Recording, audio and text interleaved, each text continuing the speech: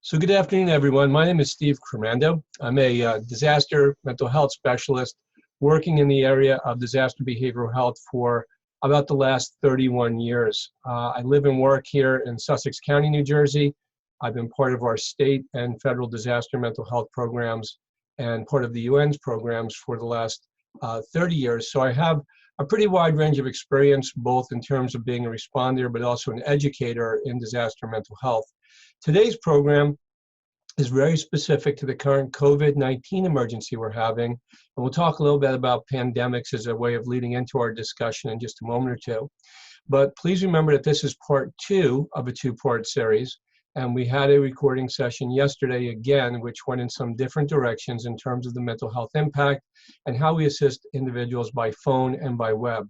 Today will be much more about ourselves. We'll be talking about how we cope, how we help others cope, and we're going to talk about some new concepts. For example, introducing the idea of operational stress control for our teammates and for our organization as we go. As with yesterday's program, if you were a part of that, you'll know that we keep a pretty good tempo through this. We have a lot of material to cover again today. But we're going to cover some ground that's familiar, some ideas that we did share yesterday, and some ideas that are brand new. But let's start with some ideas we did share yesterday, and just a few key points.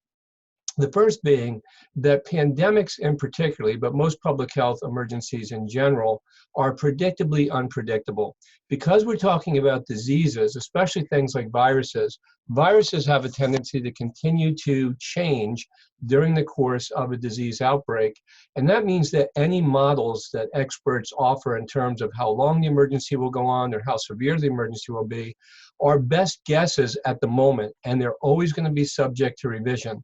So there's been some very, very big swings in projections of how serious the illness has been or how many fatalities there may be, or certainly people who are struggling in leadership levels in government right now and trying to predict when we could safely reopen parts of our economy for activity. Remember, there'll always be subject to change. Now, the reason I bring that up is because disease outbreaks, more than almost any other kind of disasters, bring a large or significant degree of uncertainty into the equation. We just don't know. And as humans, we typically don't do very well with uncertainty. You know, we'd rather have even bad news that we can get our heads around and try to begin to manage than no news at all or people speculating. And that's just the nature of disease outbreaks. But we also know that public health emergencies are actually very, very sensitive to risk perception, to communications and behavioral issues, almost more so than any other kind of disaster. So the work we're doing with our program participants, with our community members, but even the support we lend each other, our family members and our friends, we have to remember throughout this that this is a very different kind of emergency. And we, you and I, actually are part of the program right now in writing what will be the manual going forward on how to handle the behavioral health impact in the pandemic. The last great pandemic was nearly 100 years ago, 1918 into 1919. And the concepts of mental health we have today, they certainly weren't in place at that time, and no one was doing a lot of research about the mental health consequences of that great pandemic. That pandemic went on for more than a year. We believe it killed between 40 and 50 million people worldwide. But it was also a very different world at that time, and a very different landscape in terms of our medical technology and care. So it's a very different situation, although it's very often referenced as kind of a milestone in discussing pandemics. Now, there's almost not a comfortable way of talking about a public health emergency without it being somewhat uncomfortable and fearful. I do a lot of training for organizations, including some of your own, around other risk situations like violence prevention and active shooter training, things like that. And in the same way, it's difficult to have a conversation about an event that's so frightening and threatening without it being somewhat uncomfortable. So our goal is certainly in a level-headed way to discuss the realities of the pandemic and specifically the behavioral consequences of the pandemic without necessarily building fears or contributing to some of people's anxieties.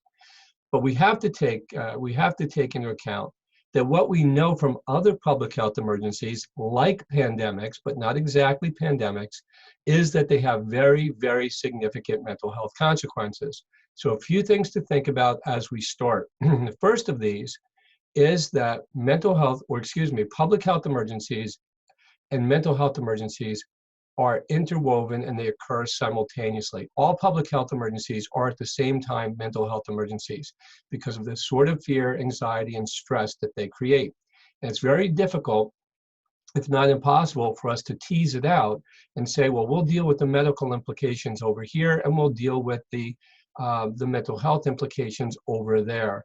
What we've learned, and I can tell you this firsthand from moving from my post at Ground Zero to run psych operations at the Anthrax Screening Center in 2001, is that when we have an invisible threat, something like a disease outbreak or bioterrorism, where the threat is something we can't see, smell, hear, or taste, it creates a very, very different behavioral reaction in other kinds of emergencies, things like storms, things like even earthquakes and wildfires and so forth. But what we know from events like SARS, for example, in Toronto and Hong Kong back in 2002 and 2003, is that probably more than half of the general public will experience very significant levels of mental health distress during an emergency like this. So on top of our normal caseloads, on top of our normal clients that we serve and our consumers that our programs assist, we're very likely to have an uptick in the demand for different sorts of mental health services, social services, and human services in the wake of a crisis like this.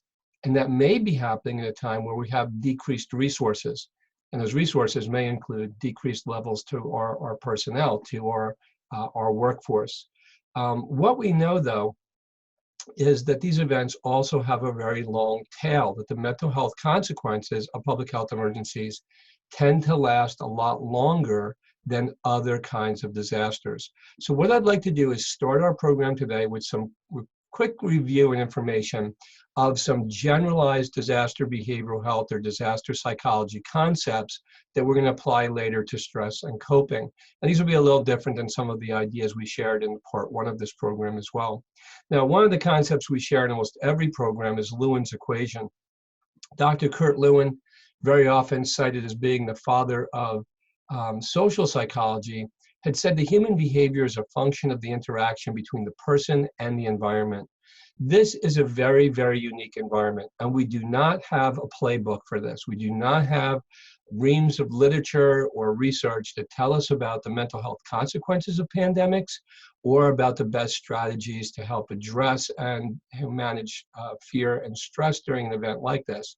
As I said, the last great pandemic was in 1918 when things were very different.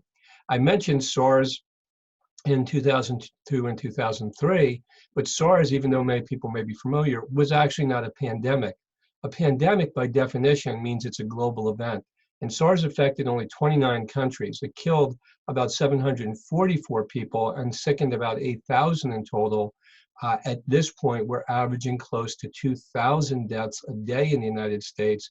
So this is a much, much different sort of event.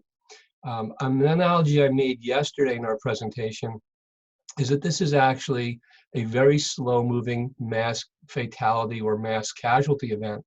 On the morning of 9/11, we lost about 2,600 people at the World Trade Center site.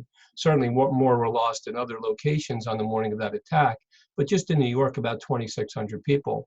Well, a week ago today, April 15th, was the worst day of the pandemic so far with the most casualties, and we lost about 2,400 people on that day. So you can think about this in some ways as having almost a 9/11 size event day after day for weeks on end. There is not a guidebook, there is not a playbook that tells us how to help people cope with that. So you and I, we're actually inventing this as we go. We're applying existing concepts from disaster behavioral health, existing concepts from stress management and coping to a very large scale and a very long-term events. Pandemics tend to be long emergencies, most often lasting anywhere from 12 to 18 months and happening in at least 2 or 3 discrete waves of illness. Now, one of the concepts I do want to review from yesterday, and I apologize for folks who are on that call that this maybe several slides will be a little redundant, is if you're taking this course for the first time and haven't heard these concepts, I just want to review the ideas of type 1, type 2, and type 3 behavior in a disaster. Type 1 is actually the most common sort of reaction we have in disasters, and it's the one that emergency managers actually count on. It's that community cohesion. It's that altruistic response of neighbors reaching out and helping each other. But in disease outbreaks, that gets disrupted because we have to introduce a fear that reaching out to other people may get us exposed, may be contaminated, may get us sick, and we may even bring that home to our homes and families. We end up with a type 2 response, which is neighbor fears neighbor. And neighbors fearing neighbors starts to erode that community cohesion. Now, when I use the term neighbor here, I'm certainly speaking about folks who live in your, in your immediate areas, your neighborhoods, and people on your streets and your blocks. But I'm also talking about your neighbors at work, your coworkers, and people in our partner agencies and so forth. We can't necessarily reach out the same way and offer support because we have this fear of contagion. And obviously, we have a governmental sort of response right now that imposes a physical distancing or social distancing response to keep us that 6 feet or more apart from each other. But in the worst case situation, fear becomes so acute that it actually can trigger what we refer to as a type 3 or neighbor competes with neighbor response. Now, you may recall in Hurricane Sandy or Superstorm Sandy, people were competing for gasoline or for generators or things of that sort because we had such a long power outage. And from the beginning of this event, we've seen competition for some things that made a lot of sense, like hand sanitizers and masks and gloves and disinfectants, and things that didn't make a lot of sense, like competition for the last rolls of toilet paper. But here, type 3 events actually mean that fear can become so acute that may trigger a panic. Now, panics are unlikely in most disasters. Panics actually are not just acute fear and anxiety, they're competitive behavior in which now neighbor competes with neighbor based on perception, real or imagined, perception of limited opportunity for escape, or perception of limited availability of critical supplies. And certainly you can see that in our grocery stores, in our pharmacies, and any place where people may be going for supplies, including online. So a few basic disaster psychology concepts or disaster behavioral health concepts that will apply to our program today. And the first of these, at one level, makes good sense, but I want to explain. Everyone who experiences a disaster or crisis of this type is affected in some way. Now, what this should not be misunderstood as is everyone is traumatized. And I want to give you a very quick example. In the fall of 1999, we had Hurricane Floyd affect the Northeast and affect New Jersey very badly. It did very serious flooding in places like Middlesex County and Somerset County, specifically in towns like Bound Brook and Manville. So working with FEMA, myself and my teams were canvassing different neighborhoods, checking on neighbors and seeing how people were doing in terms of their mental health after the floods. And this one neighborhood that we came across in Bound Brook was bilingual, English and Polish. And a lot of folks in that neighborhood had immigrated there after the Second World War, and many actually had concentration camp experiences. So we knock on the door of this one elderly woman, actually a concentration camp survivor whose house has been very badly flooded now, and say, "Ma'am, tell us, how are you doing after this flood?" And after a pause, her response is, "Are you kidding? Compared to everything I've been in, meaning the concentration camp, this is nothing. The flood's aggravating, it's messy, but it's certainly not a big deal." That's interesting because she doesn't see herself as a survivor, doesn't even see herself as a victim. She sees herself as a thriver, of someone who's more robust and more resilient because of that experience. In her mind, the concentration camp didn't weaken her, it actually strengthened her. But here's where it gets interesting. We visit the next house on the block, it's her best friend, and as little girls, these two folks were together in the same concentration camp, and their families had moved here to the States after the war. We knock on her door, 50 feet away, comparable flooding damage, and ask her how she's doing. And her response is, "Oh my gosh, this is so terrible. When will it ever end? My life has been one tragedy after another." So two people with nearly the same backstory, having now the same experience in a disaster, have two radically different reactions. Why? Because psychological trauma is a neurocognitive response. And what we mean by neurocognitive response is we could say with certainty across people, across different situations, that the physiology, the parts of the brain, the amygdala, the hippocampus, and so forth, the neurochemistry of traumatic stress, things like cortisol and epinephrine, they're all the same person to person. But cognitively, what we think about and how we think about a disaster is totally unique to the individual. So part of my message to you is not only does everyone cope different in a disaster, some people won't even feel that this crisis really impacted them at a mental health or behavioral level that badly, and other people will be obviously devastated. Type 2, we talked about the second bullet here about people pulling together is typically that type 2 response. The third bullet here is very often best expressed with this phrase. The majority of the reactions we see in the wake of a disaster are normal reactions that people have to abnormal events. The reactions are not pathological. They're not necessarily the signs and symptoms of a mental illness. And most people bounce back in their own time, in their own terms, using their own natural resources. So we don't go into our communities, we don't go into our clients and consumers with the idea that everyone necessarily is going to be traumatized or psychologically damaged goods. So there's a few things we do know, though, is that there will be a part of the population that has very, very severe mental health reactions, and some may actually develop diagnosable conditions as a result of this crisis. But we also know at a disaster mental health level, most people in the wake of a crisis do not seek mental health support, and most often they reject it when it's offered to them. What this means is we have to be, as individuals and as agencies, very proactive in reaching out to people in all the ways that we can, given the limitations of physical contact right now.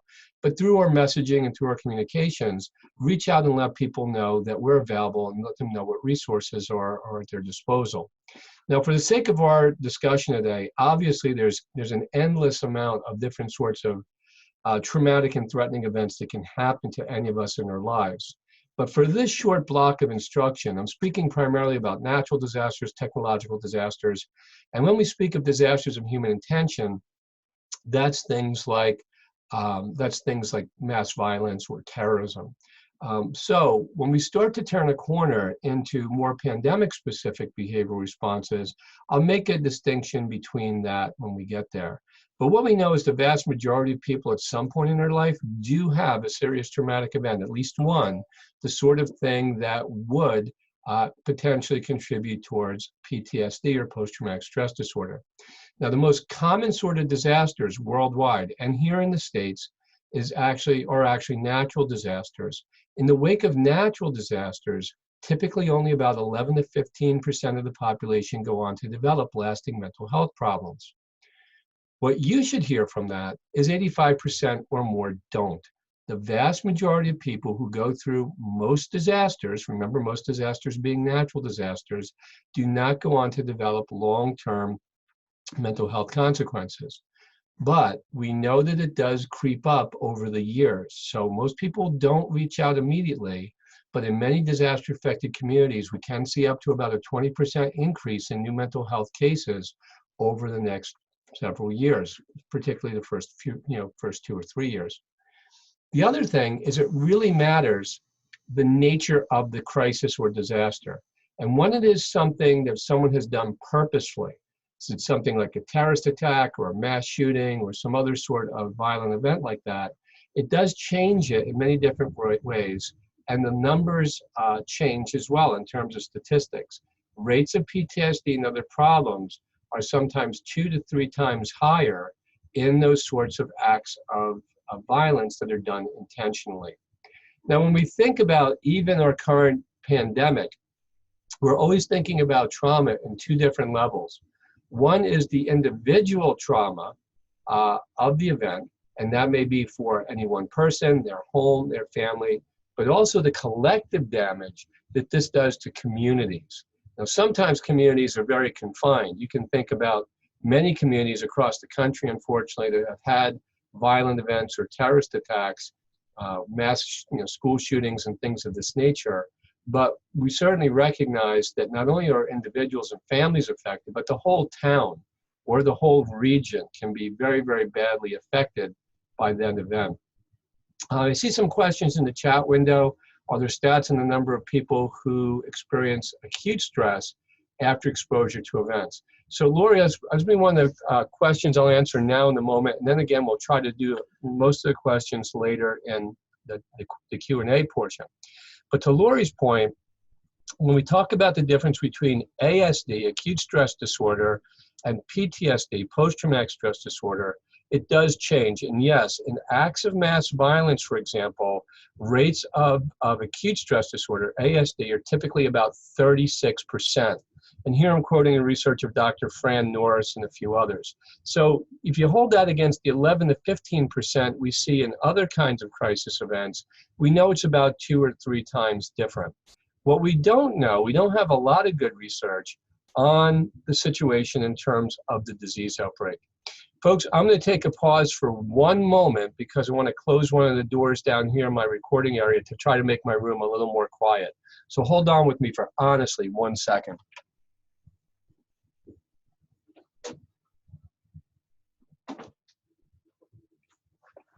And my apologies for that.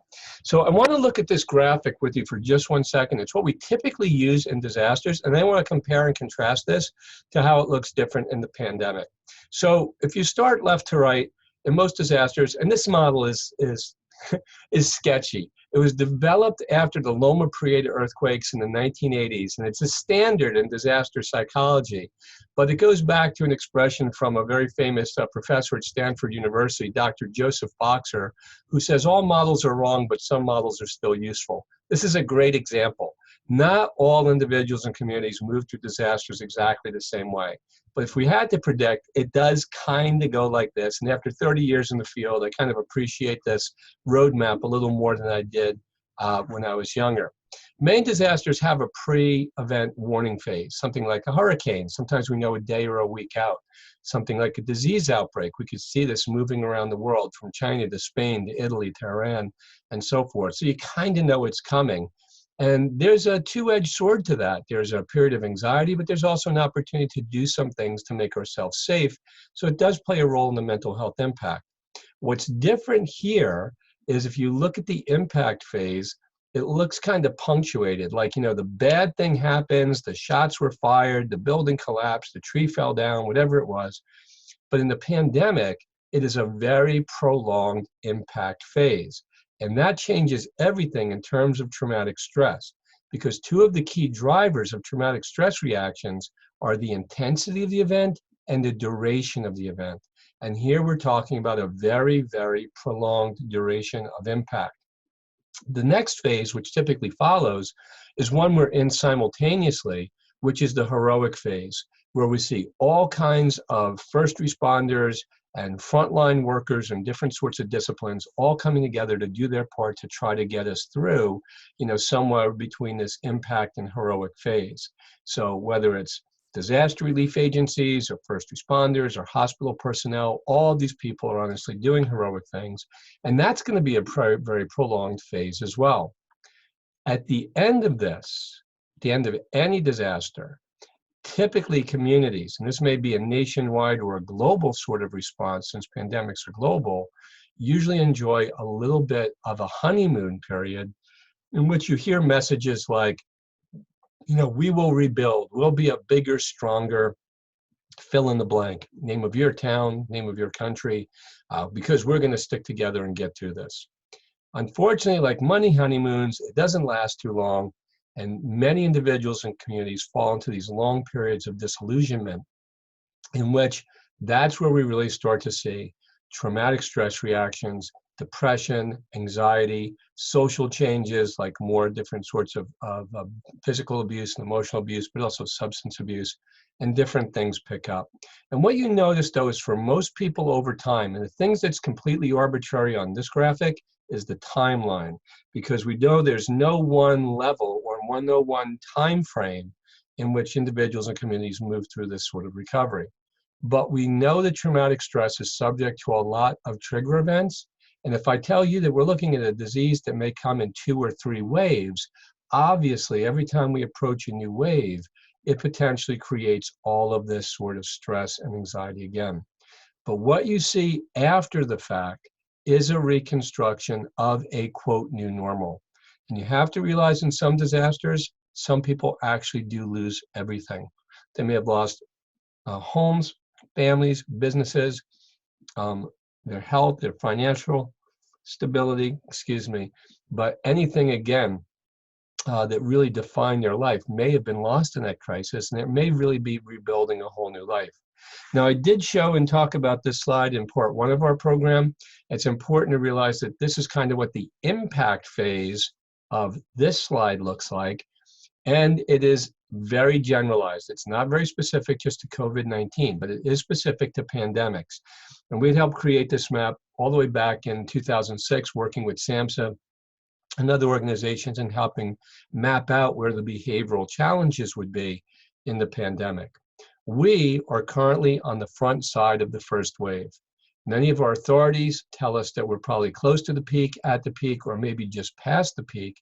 But what we know on the front side of the first wave is this is where we see primarily anxiety, fear, stress, and the possibility of panic. Why? Because in the beginning, we don't have enough anything. We don't know enough about the disease. We can't have vaccine yet. We can't have antiviral medication. We don't have enough anything in healthcare. And we're basically completely unfamiliar with this event. So we're totally thrown off of our game with this sort of situation. But after we pass the peak and the numbers slowly start to come down, what we see on the backside of the first wave is much more of trauma, stress, grief, loss, depression, anger, those sorts of reactions that we most typically associate with a post-disaster environment.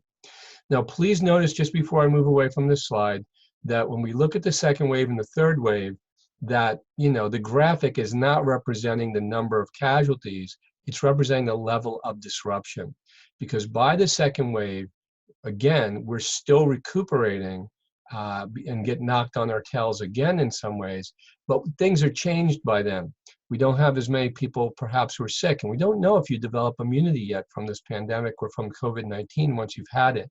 There's likely to be different therapeutics, and what I mean by that is antiviral medication or plasma treatments or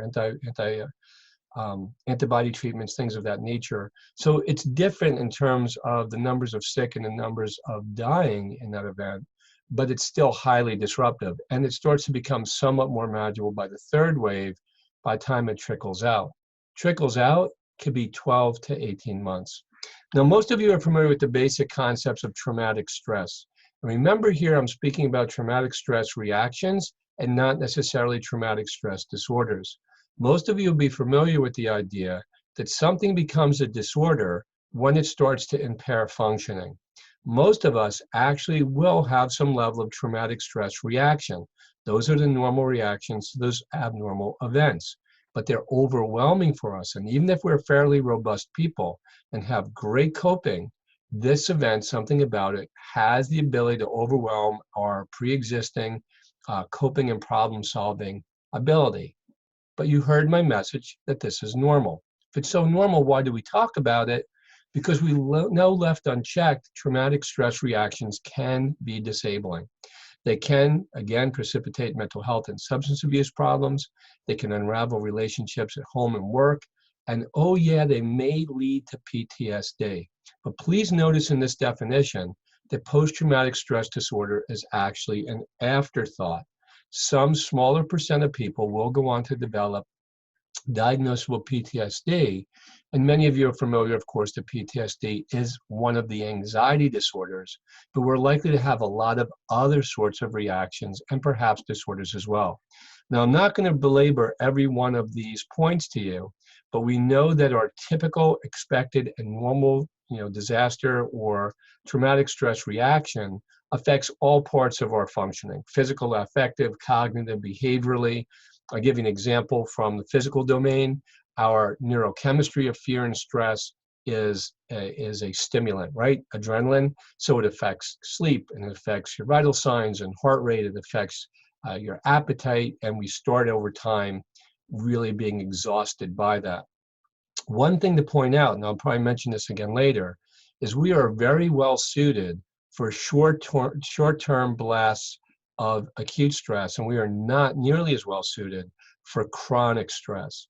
The neurochemistry of chronic stress tends to be much more detrimental to us than the neurochemistry of sudden bursts of stress that really mobilize our adrenalized response or cortisol response, and we really rise to the occasion. The other point to mention for all of us who are still working and have high demands right now is in the cognitive range. This level of stress does impact short-term and working memory, so we can be more distractible, have problems with focus on our work, whether it's schoolwork or professional work, and it can be very, again, frustrating for us to experience that during times when we should or feel that we need to be at our sharpest. And obviously, regardless of your belief system, if it's more spiritual or existential or some other way of looking at the world around us, a lot of what people believe gets shaken during major disasters. They can really question everything they believed, and some people find themselves really relying more on their belief system, and some people actually walking away from their belief system. Lori asked a question about norepinephrine and fight and flight response, and I'm actually going to talk about that a little bit in just a few moments, so I'll table that question. And part of that goes to understanding the balance between our sympathetic and our parasympathetic nervous system. Now, these are all parts of what we know as our ANS, or autonomic nervous system, that regulates all the automatic functions of our body, breathing and swallowing and heart rate and things of this nature. But it's actually, even in dissection, you would see this, two parallel tracks: the sympathetic nervous system, which is our fight and flight response, and our parasympathetic nervous system, which is our relaxation response. And the reason I bring this up is we know there are a lot of techniques we refer to as autogenic techniques that we could use in coping, that once we trigger them, and they are not automatic, you actually have to elicit this relaxation response, they're actually more powerful than our fight and flight response, more powerful than our sympathetic nervous system response, can override that and shut that down. And sometimes it does take experimentation for people to find what works best. Is it a breathing exercise? Is it yoga, meditation, biofeedback? Is it something else that triggers this reaction and actually starts to shut down some of the flow of our norepinephrine and so forth? So when we think about, our kind of bodily response to stress and the neurochemistry, there's one more point to bring out here, and I did mention it in some other ways before, that we are very well suited for short bursts of acute stress, and we're not as well suited for long bursts. So there's another chemical that becomes implicated here, and that's cortisol. Now, cortisol in most disasters or most emergency response situations actually affects primarily how we metabolize glucose. And it blasts out glucose to our large motor muscles, so we're faster and we're stronger.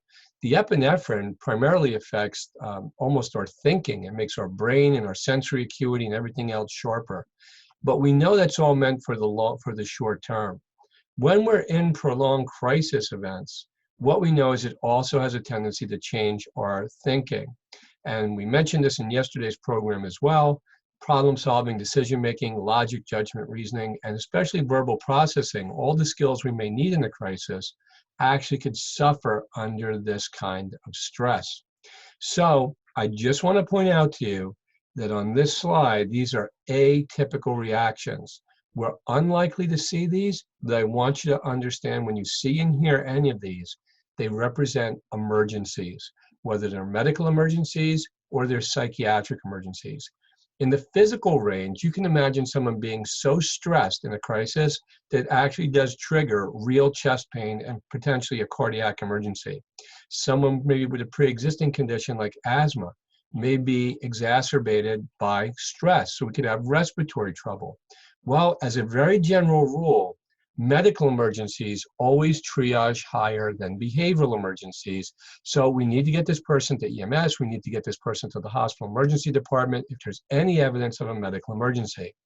But the other three domains here, affective, cognitive, and behavioral, may represent different sorts of psychiatric emergencies. So certainly any sort of discussion of suicidal ideation, any evidence that the person's dialogue with us or communication with them that becomes obvious that there's psychotic symptoms may represent that sort of psychiatric emergency that we also need to get the right level of care for. That is not something we handle through the application of psychological first aid skills, or we handle through these general concepts of coping today. These represent emergencies and they need emergency care. So, as a backdrop, those are some concepts from just general disaster psychology, and now we're going to try to apply them and adapt them to the current public health emergency, excuse me, the COVID-19 emergency. So we spoke about this later, about this before, that this is a very unique sort of environment. And just as we mentioned, in terms of Lewin's equation, that people's behaviors are a function of their interaction with this environment. It's a very unique environment, and it looks nothing at a behavioral level like any other crisis that we respond to. We discussed how we're more likely to have a neighbor fears neighbor and a neighbor competes with neighbor response in this because of a fear of contagion. And there's one other concept we mentioned yesterday, which is the idea of dread. Dread actually acts as a multiplier of traumatic stress. So although you and I may throw that term around, using the word dread just to talk about really extreme horror or terror, dread here, and I'm drawing upon the work of Amanda Ripley, a really great author and journalist for Time magazine who studies human behavior in disasters, says dread is really a composite of all these other factors, such as uncontrollability, unfamiliarity, and so forth, that are all part of something like a pandemic. So we do have an element of dread, and dread magnifies the normal traumatic nature or stressful nature of the event. So we have much higher rates of anxiety and different sorts of anxiety. Now, at a very general level, anxiety is very often driven by uncertainty, just, the fear of what's going to happen next. A little different than phobias.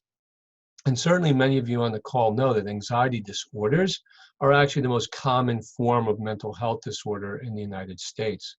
So we know the challenge here is primarily assisting people in dealing with the stress around uncertainty.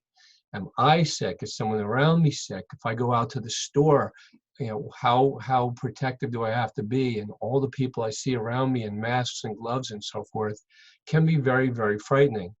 When we look at the news and see the numbers of people who are sick or dying from the event, when we look at even recent events here in Sussex County, we know there can be some very, very frightening and tragic situations that can certainly spike people's fear and anxiety.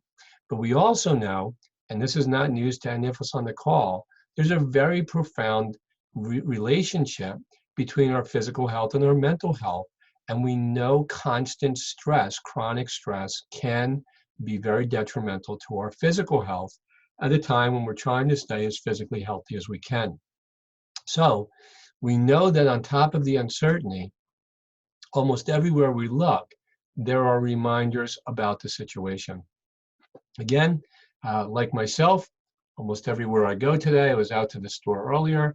I have my handy dandy face mask to pop on and off, coming in and out of the store. So even in my own home, the containers of disinfectant, of hand wipes, of sanitizers, there's really not a way to get away from this. So we know that not only are there a lot of reminders that keep people anxious, they're very, very close proximity.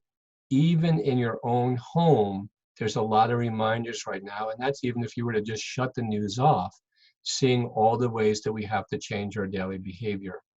So, needless to say, this event can be very frightening, very stressful, and anxiety-producing for everyone, adults and children. And I tell you what, I work very often with law enforcement and military programs around the state and around the country. And even people who have been in some of the most difficult, challenging, and stressful situations in their work in law enforcement and military can be very frightened by this sort of event that's an invisible enemy that can be all around us and can follow us right into our own homes. So this is a very, very different sort of emergency, and no one is really immune from the sort of fear and stress that's associated with this sort of crisis. But we know that it's going to affect each of us very differently. We could have some people, putting on a very brave face. We could see some people becoming angry with it, and we're seeing some of that anger being manifested in protests of different sorts. We have people who really fall into two categories of minimizing and some who can maximize and somewhat almost dramatize the event. And none of these are right ways or wrong ways, although we may take different views on them in terms of the way we think about the event. But there's obviously no one way for people to feel, and there's no one way. So one of the most challenging parts for the event for us is actually being able to tolerate our own stress reactions and tolerate the reactions of other people's around us that may be very, very different and actually may make no sense to us when we see how other people are behaving. I'll stand in a line with 20 people outside the supermarket. 19 of them will have on a mask and gloves, and there'll be that one person with nothing. And yeah, they have to put on a mask before they walk into the store if they want to go in, but they seem to be disregarding the seriousness of the event. That's my perception. You, someone on this call, you may be one of those people who feels that this is an overreaction and we don't need all those protections. So there's going to be a wide range of different reactions, both in the short term and the long term. But all these reactions, by and large, are, as I said, normal reactions to this abnormal sort of event. We also know that some people can be more affected, not just by the disease, but in terms of their stress response and how stress affects their health. Older people, people with more chronic diseases, people, of course, with immune function sorts of disorders, younger people who don't have the same life experience or have developed the same coping skills, people who are responders, first responders, first receivers, and other frontline workers in this emergency who are very up close and personal, maybe be having very different reactions as well. And there could be some very specific challenges for those people who have pre-existing mental health and substance abuse disorders as well. So a few common reactions, and obviously these are very straightforward, is fears about our own health and the health of our loved ones, people in our homes, the people around us, would make perfect sense. But we also see that this can change in the short run patterns in eating and sleeping. I tell you what, we're several weeks into this, and I've talked to many people who are having a hard time just in terms of being oriented, knowing like, what's today? What's the day? What's the date? It's starting to feel like Groundhog Day. I'm working from home every day, or, my other routine has been so shattered that it actually could be disorienting to us. Obviously, when our routines are shattered in this way, getting back to normalcy in terms of patterns of eating and sleeping and so forth can be a challenge. And certainly people with pre-existing chronic health problems, physical or emotional, some of those can be exacerbated and worsened by this. The other thing we know is we can have people engaged in more negative forms of coping, which may involve the increased use of drugs, alcohol, and tobacco. As an aside, and I will talk about this further in a moment, we typically do see increased substance abuse in disasters.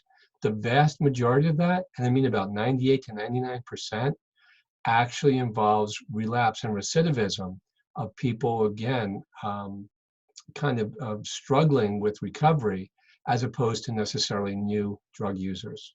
So we know there's this whole range of physical, emotional, behavioral, and spiritual sorts of reactions. I want to dig in a little deeper. We didn't yesterday, but here we have an opportunity to go just a little bit deeper. And the reason we do this, and I didn't mention it up front, but our process of helping people in the wake of crises like these is, again, casting a very wide net to our consumers and our program participants, to our coworkers and our families, with the idea that everyone's affected in some way, the idea that these are normal reactions to an abnormal event. But one of our tasks is psychoeducational and helping people understand the normalcy of their reaction. Well, that means that we have to start by understanding the normalcy of the reaction. What do normal reactions look like? So here, just again, very quickly, we talked about some of those physical reactions. We talked about some of those emotional reactions. Blame could be directed towards ourselves. Oh my gosh, I can't believe I brought this home to my family. Blame could be towards others who were around us. It could be towards governments. It could be, and I don't mean exclusively just our own, but governments around the world. All kinds of very powerful sorts of reactions. And those reactions can be very mixed, and they could change even the course of a day. So people can really be all over the place in terms of their emotional reaction to an event like this. And I did talk about the cognitive impact, again, both in the short term and the long term. just our levels of stress and our own neurochemical response to stress, it actually does impact both short-term and working memory. Now, as I mentioned, that's bad timing. We talk about people right now who are having to write grants and do all kinds of very complex business tasks at a time when it's very hard to concentrate. And again, having their thoughts drift away or having problems with short-term memory. And then the behavioral response, we know that again, we have this avoidant response, which is necessary, the distancing, but it's also distancing at a time when we need each other the most. So we're going to talk later about the idea again, and we mentioned the concept yesterday, that social distance does not have to mean social isolation. So again, lots of different behavioral changes, and all of them typically in the range of normal reactions. Obviously, we're talking about, as I mentioned earlier, a catastrophic loss of life. On the worst day, as I mentioned, just 1 week ago, 2,400, more than 2,400 people dying on that one day alone. We know that our funeral homes or morgues or places where we're handling the deceased are completely overwhelmed. And we know that families are struggling with that in very different ways to have loved ones who may be lost. And again, not being able to have the sort of rituals, funerals, burials and such that we normally would do. So grief and loss during a public health emergency is actually greatly complicated compared to other sorts of disasters. Now, also mentioned yesterday was the idea that individuals with pre-existing mental health conditions do not necessarily deteriorate or decompensate during disasters and crises. What leads to deterioration is actually disruption of their services, their supports, and of medications. So for all of us who are working with vulnerable populations, understand that they can be more vulnerable during a disaster and more vulnerable during a public health emergency. Any efforts we can make to sustain our contact with our consumers or participants and clients goes a long way in helping people maintain their level of functioning. And we've seen some very, very creative ways that people are using telemedicine, using Zoom and chat and FaceTime and Skype and all kinds of technologies to really stay in touch. And one of the reasons we want to stay in touch is we may have people whose condition does start to deteriorate and they may not actually recognize it themselves. So through different telemedicine approaches, getting an idea of not just hearing a person's voice if possible, but even seeing them in these little video chats can be very helpful of getting a sense of how they're coping and how to connect them to the right level of service. Now, one of the things that's different in a public health emergency is we have different groups of at-risk individuals. Now, you and I are all familiar with the terms, vulnerable populations and at-risk populations, and many of those are populations your organizations serve every day. But we actually have a much wider net of at-risk people during this sort of crisis. And the general term would be really talking about frontline workers. Now, frontline workers can be traditional first responders, police, fire, EMS, and so forth. They could be our hospital and healthcare workers, but they also include folks who are still out there as essential workers who have to respond to work at grocery stores, in transportation, farmers, people delivering goods, and those goods may be from, stocking the ATM machine to stocking the shelves in the grocery stores. There are a lot of people who are having to come out and put themselves in these risky situations by virtue of their work. Those are going to be considered at-risk populations at some point because we know they have much higher levels of exposure. They're having to see things, and again, the psychological effect of that, and be exposed to the risk in ways that many of us don't. So one of the lessons learned in SARS is that healthcare workers and all these other first responders and frontline workers actually suffered much, much higher levels of mental health consequences than other populations. Now, these are typically folks who are pretty robust. They've seen a lot of stressful situations in their life and usually are in good shape. But there's a real difference, and this is, I don't want to come across in any way as being, reducing the kind of, I guess, expectations of what people can tolerate. But if you are a 25-year veteran as a police, fire, or rescue person, you've seen some stuff, and you may have, again, learned some ways to cope or have a thicker skin in some ways. If you are now a teenage person who's having to go to work at the grocery store in your mask and gloves and having the same concerns about exposure as our first responders, you actually may not have the level of life experience and coping strategies at your disposal that other frontline workers have. So this is going to really play out differently. And it's another place where I say to you, we do not necessarily have a playbook or a guidebook to tell us exactly how this works. So if we look at something like SARS, if we look at Ebola or other major crises that are similar, not the same, we know that our healthcare workers and first responders get sick at least at the same rate, if not greater rates than the general public. Their level of distress is actually higher than the general public because of the different pressures of their environment. Right now, you know, many organizations are not having quite enough personal protective equipment. The ways that our systems are overwhelmed in healthcare, the volume of people being seen. There's all kinds of things in the healthcare environment, whether it's pre-hospital, meaning EMS, or at the emergency department, where we'll refer to those folks as first receivers. And then lastly, in other healthcare environments, such as our ICUs, there's really no one in those environments who isn't experiencing just tremendous levels of stress right now. And there's other dynamics as well. And one may be that those same workers are having other challenges like depletion in their own ranks. So we have a push-pull effect. And what I mean by that is we have less of our first responders available because many of them may either be out sick, be on quarantine, be home caring for the sick. Some may have died, and we've had a significant loss of just say, for example, EMS personnel. We've had 13 EMTs die in New Jersey over the last few weeks, some right here in our area. So we know that we have our own levels of illness, of loss, and depletion of ranks in healthcare and first responders too. And then you have an additional challenge we refer to as person-role conflict. Person-role conflict is the tension between a person's professional obligations during an emergency and our obligations to our home and family during an emergency. And they could be emotionally pulling us in two different directions at the same time. Never mind the fear and stress for frontline employees of all types, not just traditional first responders, of worry about bringing that home to their home and family, bringing home potential contagions.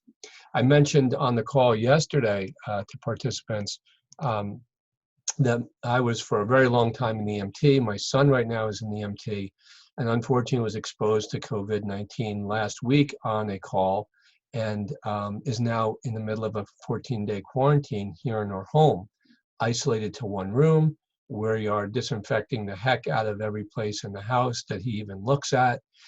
So a different level of stress for all kinds of frontline responders in terms of what goes on at home. So the other parts about that are separation from family. We know some first responders and first receivers who are actually not going home. Some of the hotel chains are offering first responders free rooms or discounted rooms so they don't have to go home and risk exposing their families. We know the level of demand on them is constant. I was listening and looking at something like a half-hour worth of activity in one of our cities, New York City hospitals, and they had just code after code after code, literally on top of each other, where you can't imagine that people could even remotely keep up with the pace of illness and death in those environments. So tremendous sense, not just of fatigue, but also ineffectiveness, just a feeling that we're shoveling sand against the tide because the level of illness and the level of death is so fast. The pace of that is so quick. And then there's additional stressors on those individuals who are quarantined. Of course, of being separated from loved ones, but the boredom that comes with that, the feeling just very caged in, very limited in their freedoms, and worrying any minute that they may become symptomatic because of their exposure. So this is one of the trickiest kind of emergencies that we could have. And as I said, having worked on Ebola, Zika, the anthrax event, and planning in pandemics for our federal government and state government for many years, really could say to you that they're unlike almost any other kind of emergency. They're also unlike other emergencies in terms of their effects on us in all of our different healthcare and mental health care and social service sorts of organizations. And because of that, I want to introduce the idea of operational stress control. One of the things I want to do before I jump into a new section is actually ask a question of the audience. And before we go any further, if people using the chat window can tell me again, just very quickly, if you're still able to hear me well and see me well. Can I have some feedback from the group about my audio and video? Yes, seeing and hearing, yes, yes, yes. So that looks all good. So we will continue. Operational stress control is different than just general stress management in terms of our wellness. It's actually a split screen view of both our wellness and our performance on our job. And the reason I bring this up is during disease outbreaks in particular, we have increased demands with decreased staff. And we also have very strict limitations in terms of how we can operate, where we can go, what we can do, and what we can do. So what we know is the idea of operational stress is the expected and predictable emotional, intellectual, physical, and behavioral reactions of our employees, and we mean from everyone from our CEOs to our newest hire, those reactions in really being exposed to extreme stress of trying to support our organizations during times of great demand. And of course, operational stress reactions vary greatly as related to the operational conditions we're working in, the intensity and duration of the event, styles of leadership and management, team morale, team cohesion, and the perceived importance of your work during a time like this when it's very, very stressful. And as I said before, responding and talking about first responders, it can be very hard to gauge the effectiveness of our work right now because there's just so much need and so much stress. Now, I did show this graphic yesterday in the presentation, and I just want to spend a moment on it. This is known as the Yerkes-Dodson curve. Going back nearly 100 years in some of the earliest work in psychology, Yerkes and Dodson, who made the observation of how it seems that we need some stress in our work, in our life, to get us to an optimal zone of performance. But for each of us, there is a point where we hit that red line, hit a tipping point, and it starts to degrade or deteriorate our performance, which starts to impact adversely our ability to do our job and function both at home and work. So we know that most people who work in our fields, and I'm being very general in the caregiving fields, actually have pretty good stress tolerance and have handled a lot of different stuff, both with ourselves and our clients and our consumers that we assist. But we are in a period of time of exceptional stress, and we have some different markers. For some of you, this may be the first time you're being exposed to some of these ideas of operational stress. And one of the first concepts in operational stress is the idea of task saturation. Now, think about the term saturation just from your high school or your college chemistry or physics class. Saturation means that sponge or that cloth cannot soak up one more drop of anything because it is completely full. So task saturation, by definition, is doing too much with not enough time, not enough tools, not enough resources, and most of us call that Tuesday, because that's just our normal operating environment anymore. We're always being asked to do too much with not enough of anything, not enough time, not enough tools, not enough resources. But under the load of this kind of emergency, that sort of stress becomes exceptional, really becomes overwhelming. So task saturation is the idea that it's so overwhelming that the volume of tasks, the pace that we're working at, the level of stress we're operating in, that it actually starts to erode our proficiency. The most important thing I could share with you about task saturation is on the lower part of this slide. The idea that as task saturation increases, performance decreases. That's probably not a brand new idea for most of you. But the other part is equally important. As task saturation increases, executional errors increase. We make mistakes. Now think about the nature of your work. Us missing something, depending on the nature of your work. This could be someone in finance, moving a decimal point. This could be someone who's assessing a client for a risk of self-harm. This could be someone who's trying to provide critical services to a family or an individual in our county. We are missing things because we're so overloaded. So here, yeah, feels like just a Tuesday, Stephanie, but we know that this is well beyond what we normally do. So when we think about task saturation, I want to make sure that we understand that task-saturated workers shouldn't be applauded as heroes. Honestly, we have to be careful in our culture that we are not applauding the individual who's pushing themselves so past the red line that it's degrading their own physical and mental health. That person is putting themselves and others at risk. So it's up to all of us, and you'll see this in a slide in a moment.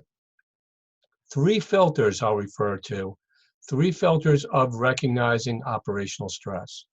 Personally, recognizing it in myself, recognizing it in my coworkers or my teammates, and then as people who are in leadership roles, recognize it in the individuals that we supervise and recognize it in the organization. Working past our thresholds of stress is not a badge of honor. It puts ourselves, others, and our mission at risk. So we do have to be vigilant about how operating in this environment, one, is just so different than what most of us have ever done and has exceptional levels of stress that we need to be vigilant about in terms of our own wellness and our own coping. What are the signs then of operational stress? The first of these is literally someone who just shuts down. Deer in the headlights kind of stuff, where someone is just so overwhelmed they can't take on a single additional task. And maybe they can't even tell you that. Maybe they can't verbalize it because they're so overwhelmed. Maybe they're afraid to verbalize it because they're a newer employee and they don't want to be thought as being incapable or not up to the challenge. But the person who just completely locks up and can't do another thing, that should be a major warning sign to them, if they recognize it, to their teammates and coworkers, and certainly to their supervisors, that that person has hit a red line in terms of their stress tolerance. The other two that are very similar, cognitive lock-in and target fixation, which is also known as compartmentalization, means that people get stuck. Cognitive lock-in means the person gets stuck on their first decision or their first task, and they can't move beyond that. So we give someone a direction, or they're working on one project, and now they've been bombarded with all of these other tasks. And you have to remember, the nature of a disease outbreak is to constantly change, constantly be fluid and dynamic. This person is unable to adapt or move. They are stuck on the first decision or the first action they took. Obviously now they're not reacting in real time to changes in the environment, and that's going to compromise their effectiveness and compromise their health. Target fixation is similar. It's focused on one thing, not necessarily the first thing, but one thing at the exclusion of everything else. And again, this compromises their effectiveness and it puts others at risk. And lastly, channelizing is simply rearranging the deck chairs in the Titanic. It means this person is just busy looking busy. Not in a way to fool other people around them, but in a way of struggling with control. They get preoccupied with these other simple tasks like making lists of lists or just organizing themselves, when in fact they're not doing anything productive. All of those should be warning behaviors to tell us that someone's in trouble. Now, most of us are operating in this green zone day to day. We are in this place where we're good to go, we're well trained, prepared, our teams are working well, our homes and families are well. And when we are hit with a challenge, something like an emergency or just heightened period of stress, we react. And the reacting is not necessarily a bad thing. We're in the moment, we're caught up, we're real occupied, but we can start to see some adverse, effects of reaction. Um, we could start having some level of impaired distress. Remember, reacting is not just impulsively reacting. Reacting might be where we are now, days or weeks into a long-term crisis. We start to see some levels of impairment. They're usually very mild, they're usually very temporary. And they're usually just people who are being more anxious, more snappy, more distant, maybe less tolerant of themselves and others. But, when the stress starts to back down, when they're given some, time and space to recoup, most people bounce back pretty quickly. But then we get into the area where we speak about stress-related injuries and stress-related illnesses. And here I'm talking about certainly in the behavioral health range, emotional stress, psychological stress. So this is now thinking several days or weeks into this crisis where we're starting to see more persistent and more severe levels of impairment. That means the person is having problems at home, at work, concentrating, and just basically functioning. And this can actually leave a mark. This actually may leave, some permanent change to the person's level of functioning. This person needs our assistance. And then, in the worst case scenario, that impairment is so severe that we're talking about diagnosable levels of stress, whether it's traumatic stress or other forms of stress. We know that now the person will not get better without some sort of intervention or treatment. And these signs and symptoms actually tend to get worse over time rather than get better. So this is someone we want to recognize as being in trouble. It's someone we want to proactively get connected to the right level of care. And it's a person we want to insulate from further levels of stress until we're actually able to get them back into a level of functioning appropriately. Now, operational stress control, that's what we do to manage operational stress. Operational stress control is managing stress as an element of the operating environment. It is not seen as a weakness of the person, it's seen as just part of the operating environment.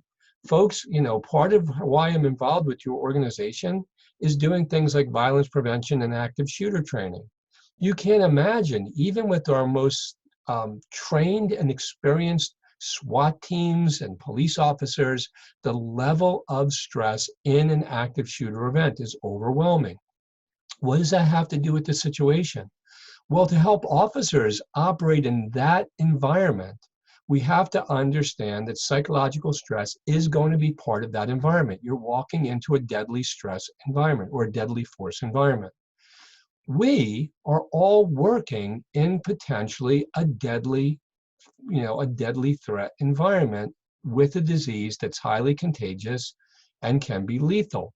So it is a different sort of stress we're operating in. And for all of us, individually, as teammates, and as leaders, it's important to understand the effects on the operation and on wellness and do this in a proactive way, not waiting for the effects of stress to catch up to us, but rather anticipating them and building stress control into our operation. So, as I said, operational stress control starts at the lowest level, recognizing the effects of stress on ourselves, and doing that and developing stress management strategies pre-crisis, during the crisis, and for after the crisis, using this across the entire life cycle. And I say this to individuals and organizations all the time. Don't wait until we see the signs and the effects of stress before we initiate stress control. By the time you wait to see those effects, it can be a little bit too late. Now, I did mention this concept earlier. Proactive stress control works best through 3 filters. Self-awareness, I know what my stress signs and symptoms are, and I'm aware when I start to see them. Buddy care, which is being aware of how we see changes in our teammates, our colleagues.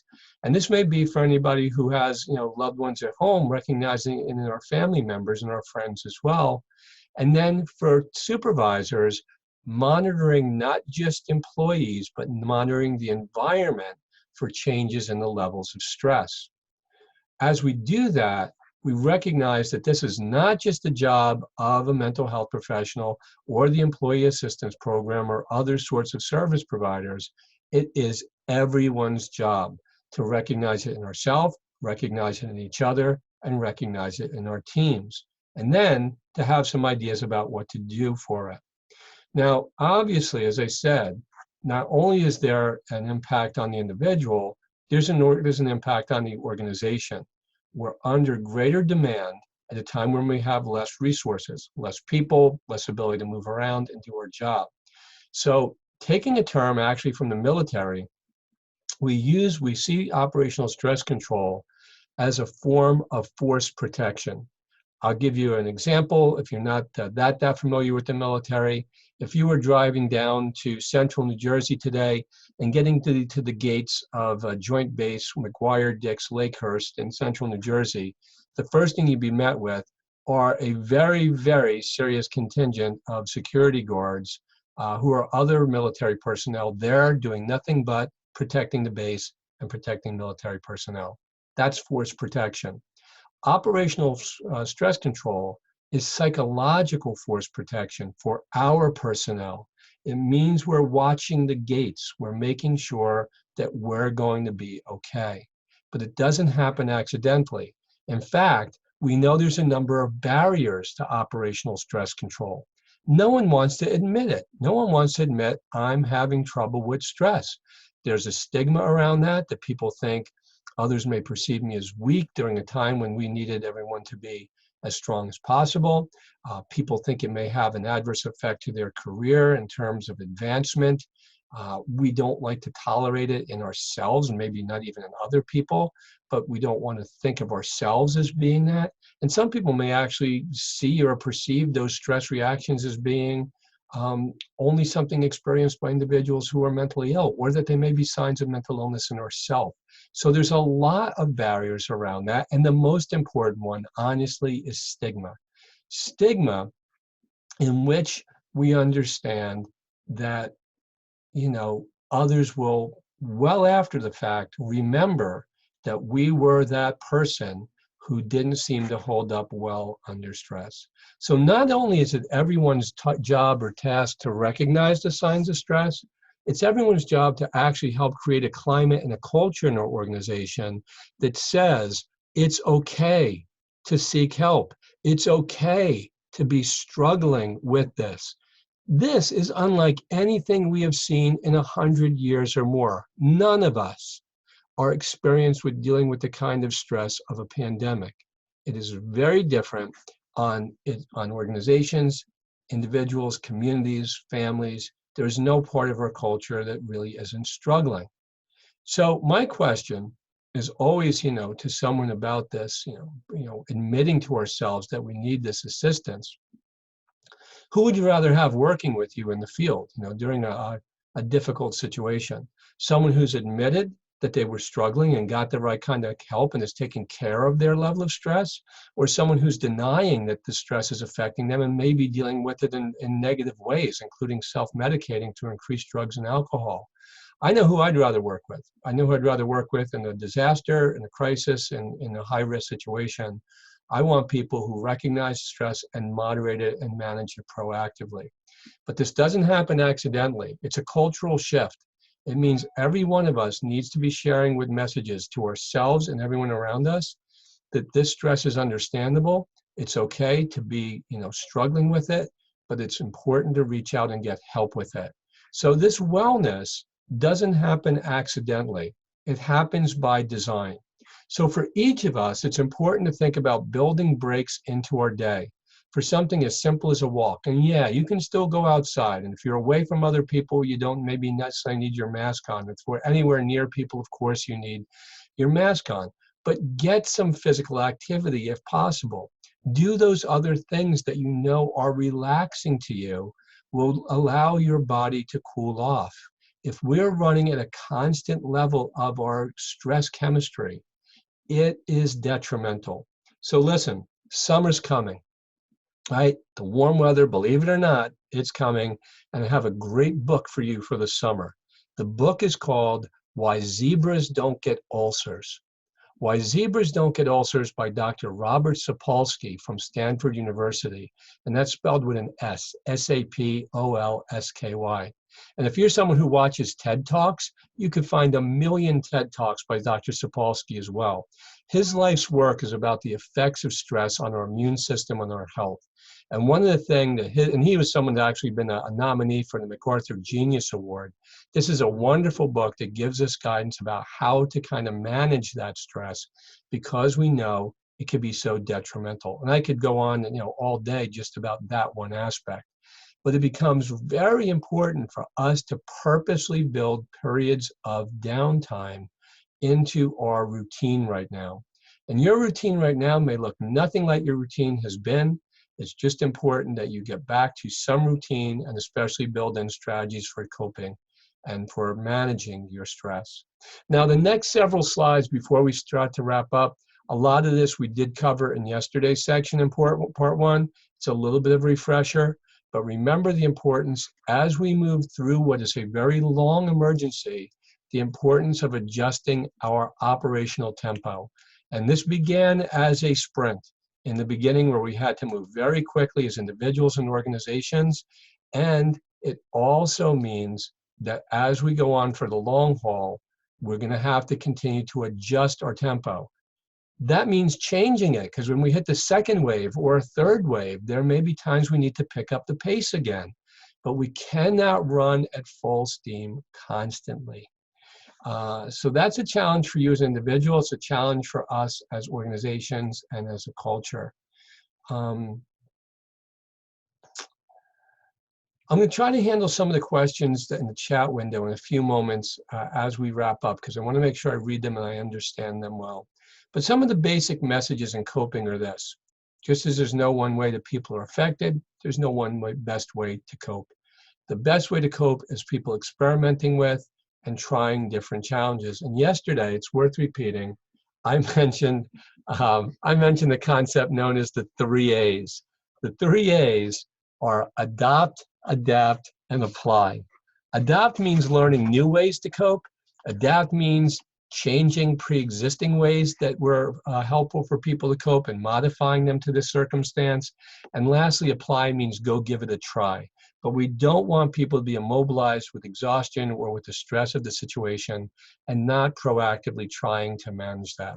So there's some basic things to say in our closing few moments that we know are helpful. One is because there's so much uncertainty around this sort of crisis, the more people know in general, and this is a balance between being overloaded with news information and fear and stress and getting solid, credible information. The more we know about it, the more we can make the right kind of decisions for ourselves or organizations and our families. And we're not working out of misinformation, fear, or rumor. I also said yesterday, and it's true, we are actually the very first generation of professionals who are having to work through a disease outbreak of this sort in a social media environment. Now, obviously, that's a two-edged sword, because we could share good information and support each other through these social media platforms in ways we never could before. But we know that good information moves through these channels at the same speed as bad information, misinformation, and rumors. And once bad information goes out, it can be very hard to unscare people. So we want to make sure that everyone is getting information from credible sources. That's our county and our state health departments. It's the CDC. It's other both national and international health organizations. And make sure you're getting a mix of information. But also think about how much information you're getting, that we're not becoming overwhelmed. An analogy I use all the time, and I certainly used once or twice yesterday, is the difference between getting our news from a fire hose and a garden hose. And you getting blasted by a fire hose is actually going to knock you right off your feet. In the beginning of this event, most of us were getting so much information all the time, it was difficult to make heads or tails of it. Over time, it becomes important to really narrow that stream of information, to go from being a fire hose to a garden hose, and really curating where we're getting our information from, limiting how much we're getting throughout the day, so we're not keeping ourselves in a constant state of fear and panic. That's tricky to do in the beginning of the event, but most of us are starting to find a way to pace ourselves. It's also important to put our risk in perception. You know, where we are geographically, your unique health factors, the nature of your work, the steps you're taking to protect yourself, they all change our potential level of exposure, and it's important to be doing the things we can do. One of the things we can do that's very helpful is remembering to stay connected with other people. Disease outbreaks push us apart. Social distancing, physical distancing by its nature, has to push us apart to survive the event. But it doesn't mean we have to be disconnected. But please be watching out for people who are not connected the way you are, because whether generationally or socioeconomically, some people may not have access to the same technology or comfort and familiarity with using technologies. There's simple things we're doing. The whole world operates on Zoom, on FaceTime, on Skype, and on WebEx meetings today. But there's people in our community who simply can't do that. So it becomes important we make sure we're reaching out and making efforts in different ways to stay in touch with them. So really, again, without belaboring this, social distancing does not have to mean social isolation. And one of the things we know from SARS and from other outbreaks, there is a mental health cost to social isolation. We knew that in the field already, but social isolation during disease outbreaks can be that much more difficult for people in recovery. The other thing is also keeping ourselves active, both physically and psychologically active. Ways to take a break psychologically. And here, these are very low tech, simple things like stuff you haven't been able to read for a long time, or just to be able to chill out and listen to music for a half hour straight without checking a text or checking your email. You need to purposely find these things that, again, will be relaxing, distracting, and engaging for you as a way to interrupt the spiral of stress. Also, I said earlier, just controlling the things we can control. The washing, the sanitizing, the wearing masks, all the things we need to do. We know we are taking the steps that we can take, and try to let go of those other things that we can't. A few things to think about. A number of people in our communities are on quarantine. And not only is it disruptive to our social life and our physical life, we know, again, there's a mental health consequence to that sort of isolation, including just the boredom of being locked, into very small spaces for days at times. Maybe confined to one room in a home. Again, some people were quarantining out of their home and so forth.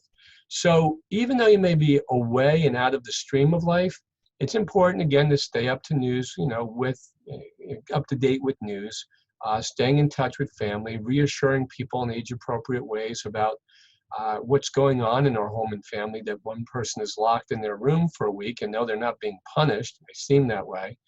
But trying to keep that person in a positive state of mind. Quarantine won't last forever. This whole crisis will not last forever, although it may feel like it. So whether you're in quarantine or just staying at home much more than before, try to do those things, again, to stay physically engaged. If you can keep up a routine of physical exercise, social connectivity, purposeful relaxation exercises, those would be very healthy. In quarantine, or places where we're all home now so much, schools are closed, businesses are closed, people are working from home and schooling from home, it's important to try to build time outs away from each other so we simply don't drive each other up the wall. So there's a lot of strategies for how we can mix that up. Parents and others in the home could take turns in different rooms with different children, with different activities, but you need to be creative so we simply don't drive each other up the wall, as I said, from too much physical closeness and being confined together. So lots of different strategies. Our technologies, our music, getting out of the house, which we can still safely do, take a nice walk out, out in the woods or out in nature where possible, but do try to mix it up and realize for people coming out of quarantine, there is a little bit of a decompression period.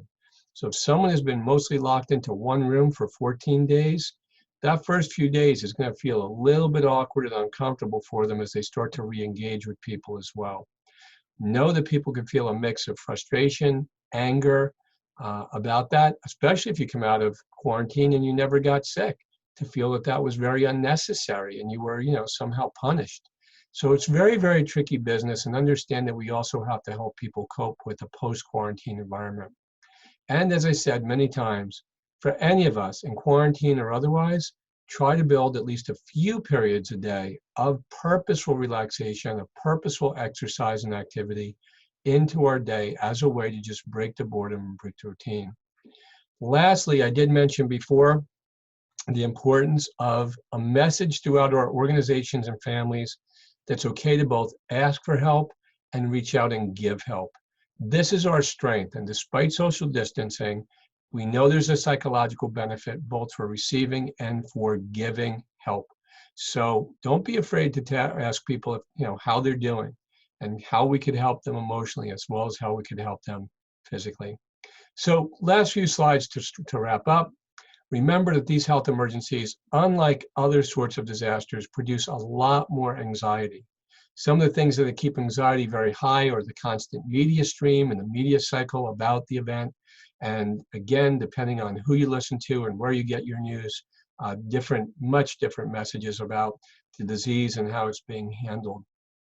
We also know that the mental health consequences of these events are usually as great or greater than the medical implications. So all of us who work in mental health care, social service, human service organizations need to understand that we may see a significant uptick in demand for our services in the weeks and months to come. These events affect us simultaneously as medical emergencies and behavioral health emergencies. And to manage it well means balancing our focus on both our physical and our mental wellness. But please remember, as much as this event isolates us, we are all in this together. You never have to feel alone with this. There's many ways to reach out. I'll give you a good phone number for help, again, for yourself and to share with others in just a moment. Managing fear and strategy will be just as important as managing the risk of infection. So make sure you're doing both and doing that in a way that we're being gentle and kind with each other and gentle and kind with ourselves. I used this quote yesterday, and I do often, paraphrasing the great American poet and writer Maya Angelou, who said, when this is all said and done, people will not necessarily remember what we said or what we did, but they will remember how we made them feel. And it's important for people to feel that they're not all alone. If you or anybody else you know does very much want to or need to speak to someone about the challenges of managing stress, fear, and anxiety in this crisis, or anything else to do with mental health, New Jersey has a very, very well-staffed mental health helpline and hotline system set up. And the primary number is 866-202-HELP, which is 866-202-4357. It's 7 days a week, but primarily operational 8 a.m. till 8 p.m. But don't be alone, and don't let others be alone as well. Thanks so much for taking time out. It was such a busy time for all of us to be part of these last two programs. Remember, this is being recorded, and the link to the recording will be shared with you in your organization over the next day or so, along with the slides. And we're also going to bundle a handout called Tips for Survivors from the Psychological First Aid Field Operations Guide. This will offer you even more strategies and techniques for coping that you can use to help yourself and others around you, as well as those that are served by your organization. Folks, thanks so much for being part of this program the last day or two, and feel free to reach out to me if I could be of any more assistance to you, your communities, or your organizations. Thanks everyone for being part of the call today, and we're going to wrap up now, first by ending the recording, and know that you will get a copy of that over the next days. Thanks everybody.